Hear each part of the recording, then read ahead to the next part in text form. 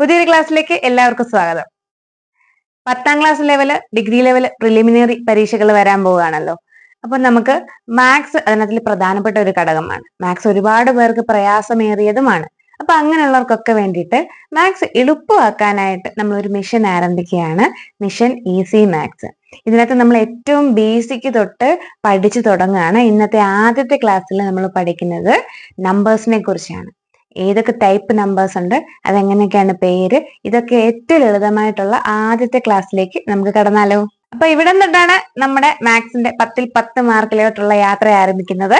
അപ്പോൾ നമ്മൾ ആദ്യം പഠിക്കുന്നത് നമ്പർ സിസ്റ്റം ആണ്. നമുക്കറിയാം, കണക്കെന്ന് പറയുമ്പോൾ തന്നെ എന്താണ്, സംഖ്യകളുടെ ഒരു ലോകമാണ്. അപ്പൊ നമ്മൾ കുറെ സംഖ്യകൾ കാണും അല്ലെ, കുറെ ടൈപ്പ് നമ്പേഴ്സ് എല്ലാം കാണും. അതൊക്കെ പക്ഷെ നമ്പറുകൾ മാത്രമല്ല, അത് ഓരോരോ കാറ്റഗറിയാണ്, ഓരോന്നിനും ഓരോ പേരൊക്കെ ഉണ്ട്. അപ്പൊ നമുക്ക് എന്തൊക്കെയാണ് സംഖ്യകൾ, ഏതൊക്കെ തരമാണെന്നുള്ളത് ആദ്യമേ പഠിച്ചു തുടങ്ങാം. ഫസ്റ്റ് ഞാൻ എഴുതിയിരിക്കുന്നത് നാച്ചുറൽ നമ്പർ അല്ലെങ്കിൽ നിസർഗ സംഖ്യകൾ എന്നുള്ളതാണ്. ഇനി എന്താണ് ഈ നാച്ചുറൽ നമ്പേഴ്സ് അല്ലെങ്കിൽ നിസർഗ സംഖ്യകൾ എന്ന് പറഞ്ഞാല്, നമുക്ക് ആ പേര് കേൾക്കുമ്പോൾ ചിലർക്കൊന്നും പരിചയം കാണത്തില്ല.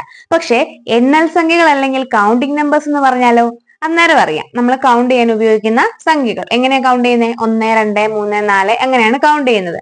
0 ഉണ്ടോ? ഇല്ല. നമ്മൾ എന്തെങ്കിലും സാധനം എണ്ണാൻ തുടങ്ങുന്നത് 1 എന്നായിരിക്കുമല്ലോ. അപ്പം ഈ നാച്ചുറൽ നമ്പേഴ്സ് അല്ലെങ്കിൽ നിസർഗ സംഖ്യകൾ എന്നുള്ളതിന് പകരം കൗണ്ടിങ് നമ്പേഴ്സ് അല്ലെങ്കിൽ എണ്ണൽ സംഖ്യകൾ എന്നും പറയാം. അതെന്താണെന്ന് നമുക്കറിയാം.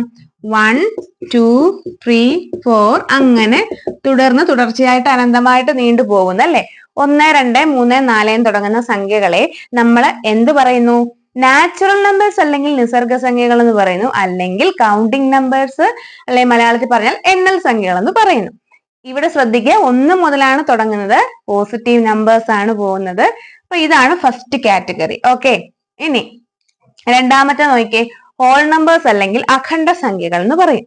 ഈ പേര് നോക്കുക, അഖണ്ഡ സംഖ്യകൾ, ഹോൾ നമ്പേഴ്സ്. ഒന്നുമില്ല, ഈ സെറ്റിന്റെ കൂടെ ഒരു സീറോയും കൂടെ കൊടുക്കും. നമ്മൾ എണ്ണൽ സംഖ്യകൾ എന്ന് പറയുമ്പം അറിയാം 1 തൊട്ടാ തുടങ്ങുന്നതെന്ന്. അപ്പൊ ആ പറയുന്ന എണ്ണൽ സംഖ്യകൾ അല്ലെങ്കിൽ ഈ പറയുന്ന 1 തൊട്ടുള്ള സംഖ്യകൾ അങ്ങോട്ട് പോകുന്നതിന്റെ കൂട്ടത്തില് ഒരു 0 കൂടെ കൊടുത്താൽ അതെന്താണ്? ഹോൾ നമ്പേഴ്സ് അല്ലെങ്കിൽ അഖണ്ഡ സംഖ്യകൾ എന്നാണ് അർത്ഥം. താഴെ തന്നിരിക്കുന്നതിൽ അഖണ്ഡ സംഖ്യയുടെ സെറ്റ് ഏതാണെന്ന് ചോദിക്കുവാണ്. അപ്പൊ നമ്മൾ ഈ പറയുന്ന പോലെ കുറെ കാറ്റഗറികൾ തന്നാൽ അതിൽ ഏതാണ് അഖണ്ഡ സംഖ്യകൾ? 1, 2 തുടങ്ങുന്ന അഖണ്ഡ സംഖ്യയാണോ? അല്ല, 0 തൊട്ട് തുടങ്ങുന്നതാണ് അഖണ്ഡ സംഖ്യകളുടെ സെറ്റ് എന്ന് പറയുന്നത്. ഇനി അടുത്ത നോക്കിയേ, ഈവൻ നമ്പേഴ്സ് അല്ലെങ്കിൽ ഇരട്ട സംഖ്യകൾ. ഇരട്ട സംഖ്യ നമുക്കറിയാം. എന്താണ് ഇരട്ട സംഖ്യ എന്ന് പറഞ്ഞാൽ? കൊച്ചിലോട്ട് പഠിക്കുന്നതാണ്. 2, 4, 6, 8, 10, 12 എന്നും പറഞ്ഞ് പഠിച്ചു പോകുന്നതാണ് ഇരട്ട സംഖ്യ എന്ന് പറയുന്നത്. അപ്പൊ നമുക്കറിയാം, ഇത് 2, 4, 6, 8, 10, 12 എന്നും പറഞ്ഞിട്ട് നമ്മൾ ഇങ്ങനെ പഠിച്ചു പോകുന്നതാണ് ഇരട്ട സംഖ്യ. ഇനി എന്താ ഇതിന്റെ പ്രത്യേകത എന്ന് പറഞ്ഞാല്, വെറുതെ കുറെ നമ്പേഴ്സ് എടുക്കുവാണോ? അല്ല. ഇതെന്താണെന്ന് ചോദിച്ചാൽ, ഒരു സംഖ്യ എടുത്താൽ ആ സംഖ്യയെ 2 കൊണ്ട് നിശേഷ ഹരിക്കാൻ പറ്റുമോ എന്ന് നോക്കുക. ഏത് സംഖ്യ എടുത്താലും 2 കൊണ്ട് ഹരിക്കുമ്പോൾ നമുക്ക് ശിഷ്ടം കിട്ടാതെ മൊത്തം ഹരിച്ച് 0 ആക്കി കളയാൻ പറ്റുമോ എന്ന് നോക്കുക. അങ്ങനെ കളയാൻ പറ്റുമെങ്കിൽ അത് എന്തായിരിക്കും? ഇരട്ട സംഖ്യ ആയിരിക്കും, അല്ലെങ്കിൽ ഈവൻ നമ്പേഴ്സ് ആയിരിക്കും. അപ്പൊ ഇതാണ് അടുത്ത കാറ്റഗറി. ഇനി അടുത്ത എന്താണ്? ഈവൻ നമ്പേഴ്സ് പഠിക്കുന്നവരെല്ലാം കൂട്ടത്തിൽ ഒറ്റ സംഖ്യകളൂടെ പഠിക്കും, അതായത് ഓഡ് നമ്പേഴ്സും കൂടെ പഠിക്കുമല്ലോ. എന്താണ് ഈ ഓഡ് നമ്പേഴ്സ് അല്ലെങ്കിൽ ഒറ്റ സംഖ്യകൾ എന്ന് പറഞ്ഞാല്, ഈ പറയുന്ന 1, 2, 3 നമ്മൾ ഈ എടുത്തിരിക്കുന്ന നമ്പർ അല്ലാതെ കുറെ പേരില്ലയോ, അവരെല്ലാം കൂടെ ഒന്നിച്ച് എഴുതിക്കേ. 1, 3, 5, 7, 9, 11, 13 അങ്ങനെ പോകുന്നു. ഇനി ഇതെന്താണ്? ഒറ്റ സംഖ്യ അല്ലെങ്കിൽ ഓഡ് നമ്പേഴ്സ്. ഇവിടെ ഞാൻ പറഞ്ഞു 2 കൊണ്ട് നിശേഷം ഹരിക്കാൻ പറ്റുന്ന സംഖ്യകളെല്ലാം ഈവൻ നമ്പേഴ്സ് ആണ്, ഇരട്ട സംഖ്യയാണ്. അങ്ങനെയാണെങ്കിൽ 2 കൊണ്ട് നിശേഷം ഹരിക്കാൻ പറ്റാത്ത സംഖ്യകളൊക്കെ എന്തുമായിരിക്കും? ഒറ്റ സംഖ്യകളായിരിക്കും. ഒറ്റ സംഖ്യ അല്ലെങ്കിൽ ഓഡ് നമ്പേഴ്സ് ആയിരിക്കും. അപ്പൊ ഇതെന്താണ്? ഈ പറയുന്ന 1, 3, 5, 7 തുടങ്ങുന്ന നമ്പേഴ്സിനെ ഓഡ് നമ്പേഴ്സ് എന്ന കാറ്റഗറിയിലാണ് ഉൾപ്പെടുത്തുന്നത്. അടുത്തത് പോസിറ്റീവ് നമ്പേഴ്സ്, അധിസംഖ്യകൾ. നമുക്കറിയാം, ഈ സംഖ്യകളുടെ കൂടെ ഒക്കെ നെഗറ്റീവ് അല്ലെ ഒരു ചെറിയ ചിഹ്നമൊക്കെ വരും. ഒരു എന്താ പറയുന്നത്, -1, -2 എന്നൊക്കെ നമ്മൾ കേട്ടിട്ടുണ്ട്. അപ്പൊ അത് അല്ല, അതെന്ന് പറയുന്നത് നെഗറ്റീവ് നമ്പേഴ്സ് ആണ്. ഞാൻ ഇത് രണ്ടും ഒന്നിച്ച് പറയുവാണ്, നെഗറ്റീവും പോസിറ്റീവും. അപ്പൊ നമ്പേഴ്സ് എടുക്കുമ്പോൾ നിങ്ങൾക്ക് നമ്പർ ലൈൻ അറിയാമോ? നമ്പർ ലൈൻ എടുക്കുന്ന ഇതാണ് നമ്പർ ലൈൻ, അതായത് 0 നടുക്ക് വരിക. നമുക്ക് അറിയാവുന്ന കാര്യമാണ്. 0 കഴിഞ്ഞ് ഇങ്ങോട്ട് 1, 2, 3 എന്ന് പറഞ്ഞിട്ട് വാല്യൂ കൂടി കൂടി പോവാ. ഇങ്ങോട്ട് വരുമ്പം -1, -2, -3 എന്ന് പറഞ്ഞിട്ട് ഇങ്ങോട്ടും വരുന്നു. ഇതാണ് സംഖ്യാരേഖ അല്ലെങ്കിൽ നമ്പർ ലൈൻ. നമ്മൾ എല്ലാവരും കൊച്ചു ക്ലാസ്സുകളിൽ പഠിച്ചിട്ടുണ്ട്, സ്കൂളിൽ പഠിച്ചിട്ടുള്ളതാണ്. അപ്പം ഇതിങ്ങനെ തുടർച്ചയായിട്ട് പോകുന്നതാണ്. നടുക്ക് വരുന്നത് 0 ആണ്. അങ്ങോട്ട് പോകുന്നത് പോസിറ്റീവ് നമ്പേഴ്സ് അല്ലെങ്കിൽ അതിസംഖ്യകൾ എന്നാണ് പറയുന്നത്. ഇങ്ങോട്ട് വരുന്നതിനെല്ലാം നെഗറ്റീവ് നമ്പേഴ്സ് അല്ലെങ്കിൽ ന്യൂനസംഖ്യകൾ എന്നാണ് പറയുന്നത്. ന്യൂനസംഖ്യക്ക് നമ്മൾ ചിഹ്നം കൊടുക്കും, ഒരു മൈനസ് വീതം ഈ നമ്പേഴ്സിന്റെ കൂടെ കൊടുക്കും. പക്ഷെ പ്ലസ് എന്നുള്ള സൈൻ നമ്മൾ പോസിറ്റീവ് നമ്പേഴ്സിന്റെ കൂടെ കൊടുക്കത്തില്ല. പക്ഷെ അവിടെ പ്ലസ് ഉണ്ടെന്ന് ഓർക്കുക. പക്ഷെ നമ്മൾ എന്തായിരിക്കും, നമ്പർ നോർമൽ ആയിട്ട് അങ്ങ് എഴുതി പോത്തേ ഉള്ളൂ, 1 2 3 എഴുതി പോത്തേ ഉള്ളൂ. അപ്പം ഈ പറയുന്ന 0 വലത്തോട്ട് കിടക്കുന്ന നമ്പേഴ്സിനെ എല്ലാം പോസിറ്റീവ് സംഖ്യകൾ അല്ലെങ്കിൽ അതിസംഖ്യകൾ എന്ന് പറയുന്നു. 0 വില കൂടി വരുന്ന സംഖ്യകളാണ് അതിസംഖ്യകൾ. ഇനി അങ്ങനാണെങ്കിൽ 0 വില കുറഞ്ഞു വരുന്ന സംഖ്യകളെയെല്ലാം എന്ത് പറയുന്നു? നെഗറ്റീവ് നമ്പേഴ്സ് അല്ലെങ്കിൽ ന്യൂനസംഖ്യകൾ എന്ന് പറയുന്നു. അപ്പൊ മനസ്സിലായല്ലോ, അതിസംഖ്യകൾ അല്ലെങ്കിൽ പോസിറ്റീവ് നമ്പേഴ്സ് ഏതൊക്കെയാ? 1 2 3 4 എക്സെട്ര. അതായത് നമ്മൾ ഈ ആദ്യം എഴുതി അതേ നമ്പേഴ്സ് തന്നെ അങ്ങോട്ട് പോകുന്നത് എന്തായിരിക്കും? അതിസംഖ്യകൾ. ഇനി നെഗറ്റീവ് നമ്പേഴ്സ് എന്താ? ഇതിനകത്തിൽ ഇങ്ങോട്ട് വരുന്ന സംഖ്യകളെല്ലാം നെഗറ്റീവ് നമ്പേഴ്സ്. അതായത് -1 -2 -3 അങ്ങനെ പോകുന്ന സംഖ്യകളെല്ലാം എന്താണ് നമുക്ക് പറയാം? -25 -1000 അങ്ങനെ കുറെ നമ്പേഴ്സ് ഏതെടുത്താലും മൈനസ് ഉള്ള സംഖ്യകളെല്ലാം എന്തായിരിക്കും? ന്യൂനസംഖ്യകൾ അല്ലെങ്കിൽ നെഗറ്റീവ് നമ്പേഴ്സ് ആയിരിക്കും. ശ്രദ്ധിക്കേണ്ട കാര്യം, 0 കൂടി പോകുന്ന, അതായത് പോസിറ്റീവ് നമ്പേഴ്സ് 1 കഴിയുമ്പോൾ 2 വലുതാണ്, 2 വലുതാണ് 3, അങ്ങനെ വില കൂടി പോകുന്നു. പക്ഷെ -2 ആണോ -3 ആണോ വലുതെന്ന് ചോദിച്ചാൽ എന്ത് പറയും? -2 ആയിരിക്കും വലുത്. അതായത് ഈ നെഗറ്റീവ് നമ്പേഴ്സിന് -1 ചെറുതായിരിക്കും -2, -2 ചെറുതായിരിക്കും -3. ഇങ്ങോട്ട് പോകുമ്പോൾ അതിന്റെ വില കുറഞ്ഞാണ് പോകുന്നത്. അപ്പൊ ഇത്രയാണ് ഒരു 6 നമ്മൾ പഠിച്ചു. ഇനി അടുത്ത സെറ്റിലോട്ട് കിടക്കാം. ഓക്കെ, നമുക്കിനി അടുത്തത് നോക്കാം. ഇന്റിജേഴ്സ് അല്ലെങ്കിൽ പൂർണ്ണസംഖ്യകൾ. ഇതിൽ എന്തൊക്കെയാ ഉൾപ്പെടുന്നത്? നമ്മൾ പഠിച്ച കാര്യങ്ങളൊക്കെ തന്നെയാണ്. ഇതിനകത്ത് നമ്മൾ നെഗറ്റീവ് നമ്പേഴ്സ് പഠിച്ചിട്ടില്ലയോ? നെഗറ്റീവ് നമ്പേഴ്സും ഹോൾ നമ്പേഴ്സ് അല്ലെങ്കിൽ അഖണ്ഡസംഖ്യ പഠിച്ചില്ലയോ? അത് രണ്ടോടെ ചേരുന്നതാണ് ഈ ഇന്റിജേഴ്സ് അല്ലെങ്കിൽ പൂർണ്ണസംഖ്യകൾ എന്ന് പറയുന്നത്. അതായത് ഇപ്പൊ നമ്മൾ പറഞ്ഞു -2 -1 0 1 2 3 എക്സെട്ര, ഇങ്ങോട്ടും അങ്ങോട്ടും ഇങ്ങനെ സംഖ്യാരേഖയിൽ പോകുന്നു എന്ന് പറഞ്ഞു. ഈ സംഖ്യകളെല്ലാം കൂടെ ചേർത്ത് പറയുന്നതാണ് ഇന്റിജേഴ്സ് അല്ലെങ്കിൽ പൂർണ്ണസംഖ്യകൾ. ഇതിനകത്ത് 0 വരാം. നെഗറ്റീവ് ഇന്റിജേഴ്സ് എന്ന് പറയുമ്പോൾ എന്ത് വരും? ഈ -1 -2 -3 എന്നും പറഞ്ഞ് ഇങ്ങോട്ട് പോരുന്നതെല്ലാം നെഗറ്റീവ് ഇന്റിജേഴ്സ് ആണ്, അല്ലെങ്കിൽ നെഗറ്റീവ് ആയിട്ടുള്ള ന്യൂനസംഖ്യകളായിട്ടുള്ള പൂർണ്ണസംഖ്യകൾ. പിന്നെ 0 അവിടെ കിടക്കട്ടെ, ബാക്കി 1 2 3 അങ്ങോട്ട് പോകുന്നത് എന്തുമായിരിക്കും? അതെല്ലാം അതിസംഖ്യകളാണ്. അപ്പൊ എന്തുമായിരിക്കും? അത് പോസിറ്റീവ് ആയിട്ടുള്ള ഇന്റിജേഴ്സ് ആയിരിക്കും. ഇന്റിജേഴ്സിൽ എന്തൊക്കെയാ വരുന്നത്? പൂർണ്ണസംഖ്യകളിൽ വരുന്നത് നെഗറ്റീവ് നമ്പേഴ്സ് എല്ലാം വരും, 0 വരും, പോസിറ്റീവ് നമ്പേഴ്സ് എല്ലാം വരും. ഇത്രയേ ഉള്ളൂ പൂർണ്ണസംഖ്യകൾ എന്ന് പറയുന്നത്. ഇനി അടുത്തത് റാഷണൽ നമ്പേഴ്സ് അല്ലെങ്കിൽ ഭിന്നകങ്ങൾ. പേര് കേട്ടെ, ഭിന്നകം. ഭിന്നകം എന്ന് വെച്ചാൽ എന്താ? ഭിന്നിച്ചെഴുതാം. ഭിന്നസംഖ്യ രൂപത്തിൽ എഴുതാൻ പറ്റുന്ന എല്ലാ സംഖ്യകളെയും നമ്മൾ എന്ത് പറയും? റാഷണൽ നമ്പർ അല്ലെങ്കിൽ ഭിന്നകങ്ങൾ എന്ന് പറയും. ഇനി എന്തോ ഭിന്നകം എന്ന് പറഞ്ഞാല് p/q. ഞാൻ എഴുതുവാണ് p/q. q not is equal to 0 എന്ന് വെച്ചാൽ q 0 ആകത്തില്ല. p/q നിങ്ങൾക്ക് അറിയാമല്ലോ. ഭിന്നസംഖ്യ എന്തുവാ? ഒരു വരയിട്ട് മേകളിലും താഴെയും 2 സംഖ്യകൾ ഉണ്ടെങ്കിൽ അത് എന്തുമായിരിക്കും? ഫ്രാക്ഷൻ അല്ലെങ്കിൽ ഭിന്നസംഖ്യ ആയിരിക്കും. അപ്പം ഇങ്ങനെയുള്ള സംഖ്യകളെയാണ് ഭിന്നകങ്ങൾ അല്ലെങ്കിൽ റാഷണൽ നമ്പേഴ്സ് എന്ന് പറയുന്നത്. p/q ഫോമിൽ എഴുതാൻ പറ്റുന്ന എല്ലാ സംഖ്യകളെയും ഭിന്നകങ്ങൾ എന്ന് പറയുന്നു. അതുപോലെ q not is equal to 0 ആയിരിക്കും. എന്ന് വെച്ചാൽ ഒരു ഭിന്നസംഖ്യ എഴുതുക. ഞാന് 4/8 എഴുതി, 25/4 എഴുതി. ഇങ്ങനെ കുറെ സംഖ്യകൾ നമുക്ക് എഴുതാമല്ലോ. 9/10 ഇതെല്ലാം ഞാൻ ഇങ്ങനെ എഴുതുവാണ്. ഇതെല്ലാം ഭിന്നസംഖ്യകളാണ്. അപ്പൊ ഇതിനകത്തെല്ലാം പിയുടെ ഫോമിൽ ക്യൂ താഴെ മേളിൽ ഓരോ സംഖ്യകളുണ്ട്, ഒരു വരയുണ്ട്. അപ്പൊ അത് ഭിന്നകങ്ങളാണ്, റാഷണൽ നമ്പേഴ്സ്. ഇനി അപ്പൊ ഇതെല്ലാം എന്താണ്? ഭിന്നകങ്ങളാണ്. q 0 ആകാൻ പാടില്ലെന്ന് പറഞ്ഞല്ലോ. അപ്പം 5/0 എന്ന് പറയുന്നത് ഒരു ഭിന്നകമാണോ? ഒരു റാഷണൽ നമ്പർ ആണോ? അല്ല. കാരണം q അതായത് താഴെ ഛേദം. ഇതെന്തായി? നമുക്ക് ഭിന്നസംഖ്യ എന്ന് പറയുമ്പോൾ അറിയാം, മുകളിൽ എഴുതുന്നത് അംശം, താഴെ എഴുതുന്നത് ഛേദം. മുകളിൽ എഴുതുന്നത് ന്യൂമറേറ്റർ, താഴെ എഴുതുന്നത് ഡിനോമിനേറ്റർ. ഡിനോമിനേറ്ററിൽ ഒരിക്കലും 0 വരാൻ പാടില്ല. അതൊരു ഭിന്നസംഖ്യ ആകത്തില്ല അന്നേരം. ഇനി ഇതതുകൊണ്ട് എന്താണ്? ഒരു ഭിന്നസംഖ്യയാണോ? അല്ല, ഭിന്നകമല്ല. പക്ഷേ താഴെ 0 വരില്ലെന്നല്ലേ പറഞ്ഞിട്ടുള്ളൂ. നമ്മൾ എക്സാമിന് ചോദിക്കുകയാണ് 0/5 ഇതൊരു ഭിന്നകമാണോ? അപ്പൊ 0 വന്നില്ലേ? ഇതിന് വാല്യൂ ഒന്നുമില്ല. പക്ഷേ ഇതെന്താണ്? മുകളിൽ 0 വന്നാൽ നമുക്കിത് ഭിന്നകത്തിന്റെ കൂട്ടത്തിൽ കൂട്ടാം. ഇവരുടെ സെറ്റിൽ ഇത് കൂട്ടാം. റാഷണൽ നമ്പർ അല്ലെങ്കിൽ ഭിന്നകമാണോ ഇത്? അതെ, 0/5 എന്ന് പറയുന്നത് ഒരു ഭിന്നകമാണ്.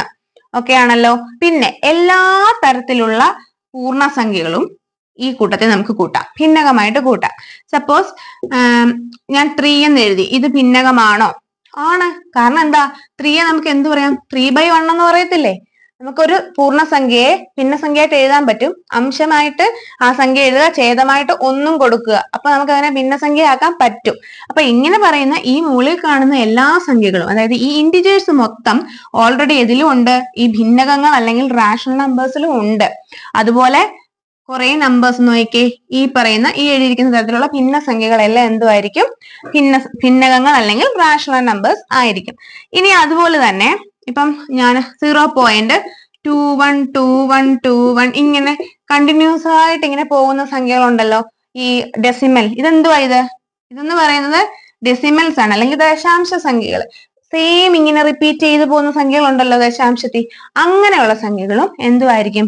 ഈ റാഷണൽ നമ്പേഴ്സ് അല്ലെങ്കിൽ ഭിന്നകങ്ങൾ എന്ന് പറഞ്ഞ കൂട്ടത്തിൽ ഉൾപ്പെടുന്നുണ്ട്. അപ്പൊ ഏതൊക്കെയുണ്ട് നമ്മുടെ ഭിന്നകങ്ങളില്? ഇതുപോലെ നോർമലായിട്ട് എഴുതുന്ന ഭിന്നസംഖ്യകളുണ്ട്, അംശം 0 ആയിട്ടും ഛേദം ഒരു നമ്പറായിട്ടും വരുന്ന സംഖ്യകളുണ്ട്, അതുപോലെ എല്ലാ പൂർണ്ണസംഖ്യകളും ഇതിനകത്തുണ്ട്, അതുപോലെ ഇങ്ങനെ പോയിന്റ് കഴിഞ്ഞ് റിപ്പീറ്റ് വരുന്ന സംഖ്യകളുണ്ടെങ്കിൽ അതും എന്തിനകത്തുണ്ട്? ഭിന്നകങ്ങൾ അല്ലെങ്കിൽ റാഷണൽ നമ്പേഴ്സിലുണ്ട്. ഇനി അടുത്തത് ഇതിന്റെ ഓപ്പോസിറ്റ് ആണ്. ഭിന്നകമാണെങ്കിൽ അഭിന്നകം, റാഷണൽ ആണെങ്കിൽ ഇറാഷണൽ. അപ്പൊ എന്താണ് ഓപ്പോസിറ്റ്? ഭിന്നിക്കാൻ കഴിയാത്തത് അഭിന്നകങ്ങൾ, ഭിന്നസംഖ്യയായിട്ട് എഴുതാൻ പറ്റത്തില്ല. അത്തരം സംഖ്യകളെല്ലാം എന്തായിരിക്കും? അഭിന്നകങ്ങളാണ്. ഈ കൂട്ടത്തിൽ ഒന്നുകൂടെ പറയാനുണ്ടായിരുന്നു, റൂട്ടുള്ള സംഖ്യകൾ അറിയാമല്ലോ. റൂട്ട് എന്ന് പറയുമ്പം എല്ലാ സംഖ്യകളുടെയും വർഗം വർഗമൂലം ഉണ്ടല്ലോ. അപ്പൊ അതിനകത്ത് തന്നെ ഇതിൽ വരുമ്പം എല്ലാ സംഖ്യകൾക്കും വർഗമൂലമില്ല. പെർഫെക്റ്റ് സ്ക്വയേഴ്സ് ആയിട്ടുള്ള രണ്ടിന്റെ സ്ക്വയർ ആണ് 4. അപ്പൊ √4 എന്ന് പറഞ്ഞാൽ ഉത്തരം 2. 5ന്റെ സ്ക്വയർ ആണ് 25. അപ്പം √25 എന്ന് പറഞ്ഞാൽ ഉത്തരം 5. അപ്പൊ √4, √25, √9 ഇതൊക്കെ റൂട്ടുള്ള നമ്പേഴ്സ് ആണല്ലോ, വർഗമൂലമുള്ള നമ്പേഴ്സ് ആണല്ലോ. അതെല്ലാം നമ്മുടെ ഈ ഭിന്നകത്തിൽ റാഷണൽ നമ്പേഴ്സിൽ ഉൾപ്പെടും. അതുകൂടെ ഞാൻ ചേർക്കുവാണേ. ഇനി ഇറാഷണൽ നമ്പേഴ്സ് അല്ലെങ്കിൽ അഭിന്നകത്തിനകത്ത് വരുമ്പോഴത്തേനും ഇതുപോലെ റൂട്ട് ഇല്ലാത്ത നമ്പേഴ്സ്, √2, അതായത് 2ന്റെ വർഗമൂലം, ഏതെങ്കിലും സംഖ്യയുടെ വർഗമാണോ 2? അല്ല. അപ്പൊ നമുക്ക് അതിന്റെ വർഗമൂലവും കിട്ടത്തില്ല. √3, √5, √17 ഈ പറയുന്ന സംഖ്യകൾക്കൊക്കെ വർഗമൂലം ഉണ്ടോ? ഇല്ല. അതിനെന്തെങ്കിലുമൊക്കെ പോയിന്റ് സംഖ്യകളായിരിക്കും ഉത്തരവായിട്ട് വരുന്നത്, ഡെസിമൽസ് അല്ലെങ്കിൽ ദശാംശ സംഖ്യകളായിരിക്കും വരുന്നത്.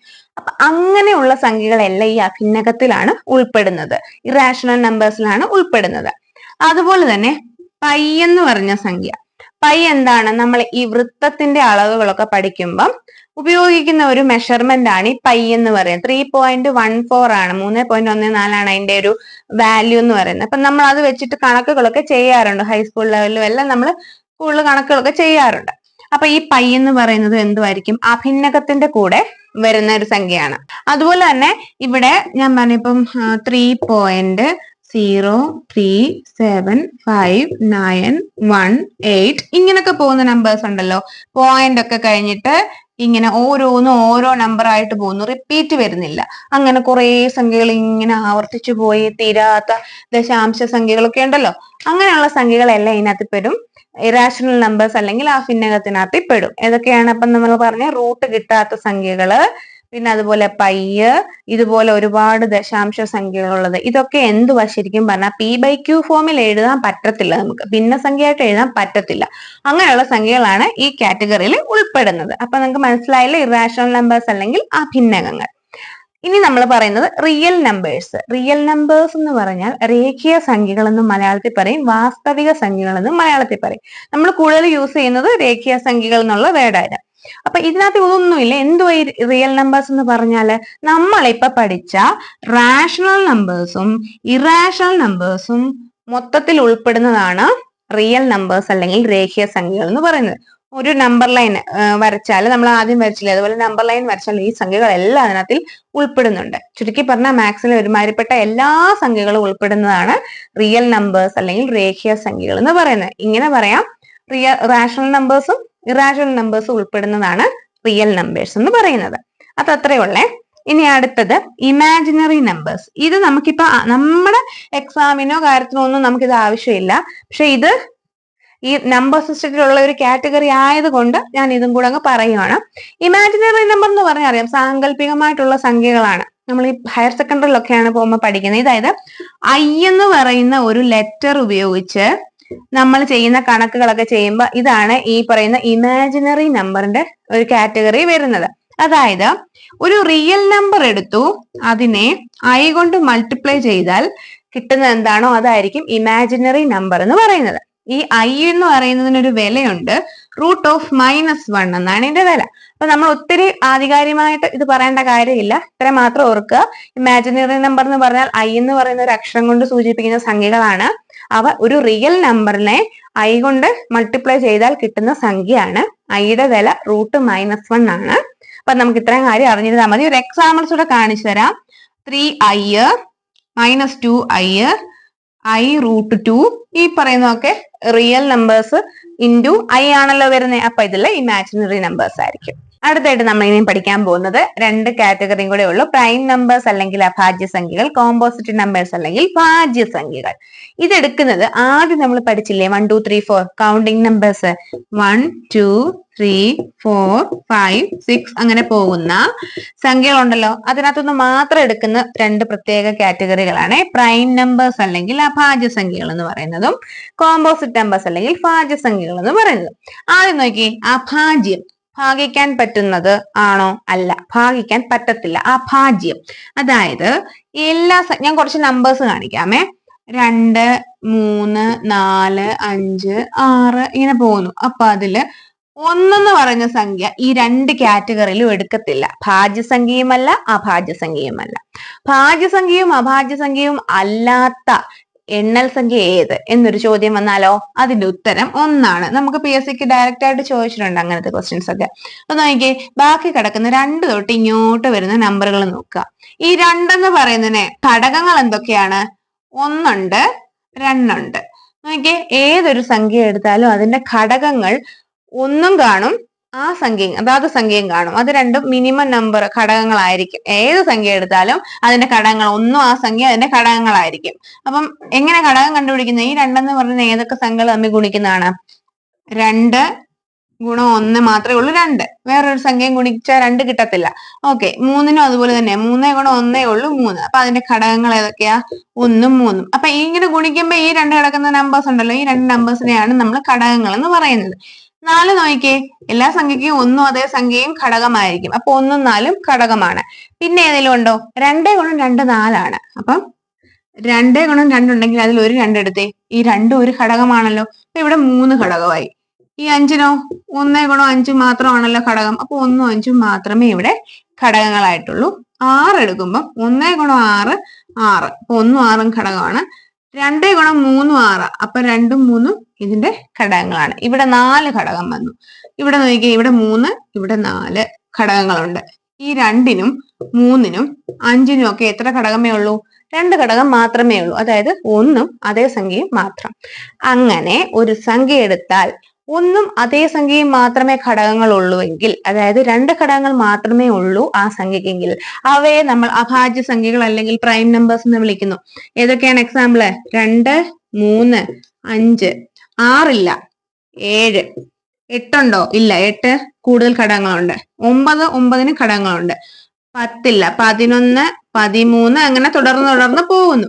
ഈ അഭാജ്യ സംഖ്യ എന്ന് പറയുന്ന ഒരു കാറ്റഗറി ആയിട്ട് പഠിക്കേണ്ട കാര്യമാണ്. നമുക്ക് എക്സ്പ്ലെയിൻ ചെയ്ത് വേറൊരു ക്ലാസ് നന്നായിട്ട് പഠിക്കാം.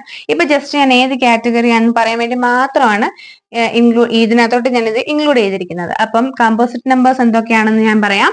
ഇപ്പൊ നമ്മൾ പഠിച്ച അഭാജ്യ സംഖ്യകൾ എന്ന് പറഞ്ഞാൽ 2 ഘടകങ്ങൾ മാത്രമുള്ള സംഖ്യകളല്ലേ. അപ്പൊ 2ൽ കൂടുതൽ ഘടകങ്ങളുള്ള എല്ലാ സംഖ്യകളെയും, എല്ലാ പോസിറ്റീവ് സംഖ്യകളെയും നമ്മൾ എന്ത് പറയുന്നു? കോമ്പോസിറ്റ് നമ്പേഴ്സ് അല്ലെങ്കിൽ ഭാജ്യ സംഖ്യ എന്ന് പറയുന്നു. ഇതിനകത്ത് ഉൾപ്പെടാത്ത സംഖ്യ എടുത്താൽ മതി. ഏതൊക്കെയുണ്ട്? 4 ഉണ്ട്, 6 ഉണ്ട്. എനിക്ക് 4 6 7 ഇവിടെ ഉണ്ട്, 8 9 10 11 ഇവിടെ ഉണ്ട്, 12 13 ഇവിടെ ഉണ്ട്, 14 15. ഇതൊക്കെ എന്താ? ഭാജ്യസംഖ്യകൾ അല്ലെങ്കിൽ കോമ്പോസിറ്റ് നമ്പേഴ്സ് ആണ്. അതായത് 2ൽ കൂടുതൽ ഘടകങ്ങളുള്ള സംഖ്യകൾ. അതിൽ തന്നെ ഒരു കാര്യം പറയാം, ഏറ്റവും ചെറിയ ഭാജ്യസംഖ്യ ഏതെന്ന് ചോദിച്ചാൽ അതിന്റെ ഉത്തരം 4 ആയിരിക്കും. ഏറ്റവും ചെറിയ അഭാജ്യ സംഖ്യ എന്ന് പറഞ്ഞാൽ അതിന്റെ ഉത്തരം 2 ആണ്. ഇരട്ട സംഖ്യയായ ഒരേ ഒരു അഭാജ്യ സംഖ്യ ഏതാന്ന് ചോദിച്ചാലും അതിന്റെ ഉത്തരം 2 ആണ്. ഭാജ്യസംഖ്യയും അഭാജ്യസംഖ്യയും അല്ലാത്ത എണ്ണൽ സംഖ്യ ഏതാന്ന് ചോദിച്ചാൽ അതിന്റെ ഉത്തരം 1 ആണ്. ഈ 3 കാര്യങ്ങളും ഇടയ്ക്കൊക്കെ ചോദിക്കുന്നതാണ്. അതൊക്കെ ഒന്ന് ഓർത്ത് വെച്ചേക്കുക കേട്ടോ. അപ്പൊ ഇത്രയും കാര്യങ്ങളാണ് നമ്മൾ ഇന്ന് പഠിച്ചത്. ഇത്രയും കാറ്റഗറിയും നമ്മൾ നന്നായിട്ട് അറിഞ്ഞിരിക്കണം. ഈ അഭാജ്യസംഖ്യയും ഭാജ്യസംഖ്യയും നമുക്ക് കുറച്ചുകൂടെ ഡീറ്റെയിൽഡ് ആയിട്ട് പഠിക്കാനുണ്ട്. നമ്മൾ നേരത്തെ പഠിച്ച പല കാറ്റഗറിയും ഡീറ്റെയിൽഡ് ആയിട്ട് പഠിക്കാനുണ്ട്. ഇപ്പൊ നമ്മൾ ഏറ്റവും ബേസിക് ആയിട്ടുള്ള കാര്യം മാത്രമാണ് പഠിച്ചത്. എല്ലാവരും ബുക്കിലൊക്കെ എഴുതി വെച്ച് ഒന്നേം തുടങ്ങിക്കൊള്ളുക. നമുക്ക് മാത്സ് ഈസി ആക്കി എടുക്കണം. സോ നമ്മൾ ഇന്ന് പഠിച്ച എല്ലാ കാര്യങ്ങളും കൂടെ ഞാനിപ്പോ ഒരു ചാർട്ട് ആക്കിയിരിക്കുകയാണ്. ഒന്നുമില്ല, നമ്പേഴ്സ് എന്ന് പറയുന്നതിനെ നമ്മൾ ഒറ്റയടിക്ക് എങ്ങനെയൊക്കെയാണ് ഇന്ന് പഠിച്ച കാര്യങ്ങൾ വെച്ച് ചാർട്ട് ചെയ്തേക്കുന്നത് നോക്കാം. നമ്മൾ ആദ്യം പഠിച്ചത് നമ്പേഴ്സ് ഏതാണ്? നാച്ചുറൽ നമ്പേഴ്സ് അല്ലേ? നാച്ചുറൽ നമ്പേഴ്സ് നമ്മൾ ഇവിടെ തുടങ്ങുന്നത് എണ്ണൽ സംഖ്യകൾ അല്ലെങ്കിൽ നാച്ചുറൽ നമ്പേഴ്സ്. ഈ നാച്ചുറൽ നമ്പേഴ്സും സീറോയും കൂടെ ചേർന്ന് എന്തുവായിരുന്നു? ഹോൾ നമ്പേഴ്സ് എന്ന് നമ്മൾ പഠിച്ചു. അപ്പൊ നാച്ചുറൽ നമ്പേഴ്സ് അല്ലെങ്കിൽ എണ്ണൽ സംഖ്യകൾ, നിസർഗ സംഖ്യകൾ, അത് 1 2 3 4, അതിന്റെ കൂടെ 1 2 3 4, അതിന്റെ കൂടെ സീറോയും കൂടെ ചേർന്നാൽ ഹോൾ നമ്പർ വരും. ഹോൾ നമ്പർ വരുമ്പോ എന്തോ വരും? അത് 0 1 2 3 4 ഇങ്ങനെ വരുന്നു. ഈ ഹോൾ നമ്പറിന്റെ കൂടെ നെഗറ്റീവ് നമ്പേഴ്സും കൂടെ ചേർന്നാൽ എന്തുവാകുമെന്ന് ഞാൻ പറഞ്ഞായിരുന്നു? ഇൻഡിജേഴ്സ് ആകുമെന്ന് പറഞ്ഞായിരുന്നു അല്ലെ? പൂർണ്ണസംഖ്യകൾ. അതായത് -2 -1 0 1 2 3 അങ്ങനെ അങ്ങോട്ടും ഇങ്ങോട്ടും കൂടെ നീണ്ടു പോകുന്നത് ഇൻഡിജേഴ്സ്. ആ ഇൻഡിജേഴ്സും ഫ്രാക്ഷൻസും കൂടെ, അതായത് p/q ഫോമിൽ എഴുതുന്ന നമ്പർ, അതായത് 5/3 ഇങ്ങനെയുള്ള നമ്പേഴ്സുകളും എല്ലാം കൂടെ ചേർന്ന്, അതായത് ഈ ഇൻഡിജേഴ്സും ഫ്രാക്ഷൻസും കൂടെ ചേർന്ന് എന്തോ വരും? p/q ഫോമിൽ എഴുതാവുന്ന നമ്പേഴ്സും കൂടെ ചേർന്നാൽ റാഷണൽ നമ്പർ ആകുമെന്ന് നമ്മൾ പഠിച്ചു. ആ റാഷണൽ നമ്പറും ഇറാഷണൽ നമ്പർ, അതായത് p/qൽ എഴുതാൻ പറ്റാത്ത സംഖ്യകളെല്ലാം കൂടെ ചേർന്ന് എല്ലാം കൂടെ ചേരുന്നതാണ് റിയൽ നമ്പേഴ്സ് എന്ന് നമ്മൾ പഠിച്ചു. അപ്പൊ ഇവിടുന്ന് കയറി വന്ന വരവ് കണ്ടോ? നാച്ചുറൽ നമ്പറും സീറോയും കൂടെ ഹോൾ നമ്പർ, അതും നെഗറ്റീവ് നമ്പറോടെ ചേർന്ന് ഇൻഡിജർ ആകും. ഇൻഡിജറും ഫ്രാക്ഷനോടെ ചേർന്ന റാഷണൽ നമ്പർ ആകും. ഈ റാഷണൽ നമ്പറും ഇറാഷണൽ നമ്പറും കൂടെ ചേർന്നാൽ എന്തുവാകും? റിയൽ നമ്പർ ആകും. ഈ റിയൽ നമ്പേഴ്സും ഇമാജിനറി നമ്പേഴ്സും കൂടെ ചേരുന്നതാണ് നമ്പേഴ്സ് എന്ന് പറയുന്നത്. മാത്സിലെ നമ്പേഴ്സ് എന്ന് പറയുന്നത്. അപ്പൊ നമ്മൾ നമ്പർ സിസ്റ്റത്തെ കുറിച്ച് ഏകദേശ ധാരണ ഉണ്ടായിരിക്കും എല്ലാവർക്കും. ഇതെല്ലാവരും കറക്റ്റ് ആയിട്ട് എഴുതി പഠിക്കുക. ഏറ്റവും ബേസിക് ആയിട്ട് നമ്മൾ തുടങ്ങിയിരിക്കുന്നത് ആർക്കും എത്ര അറിയത്തില്ലാത്ത ഒരാൾക്കും മാത്സിന് ഫുൾ മാർക്ക് വാങ്ങിക്കാനും മാത്സിന് ജീനിയസ് ആക്കാനും പറ്റുന്ന ഒരു മിഷനാണ് നമ്മൾ ആരംഭിച്ചെന്ന് പറഞ്ഞല്ലോ, മിഷൻ ഈസി മാത്സ്. അപ്പൊ ഈ ക്ലാസ് എല്ലാവർക്കും ഇഷ്ടപ്പെട്ടെന്ന് വിചാരിക്കുന്നു. അടുത്ത ക്ലാസ്സിൽ ഇതിന്റെ ബാക്കി ഭാഗമായിട്ട് വീണ്ടും കാണാം.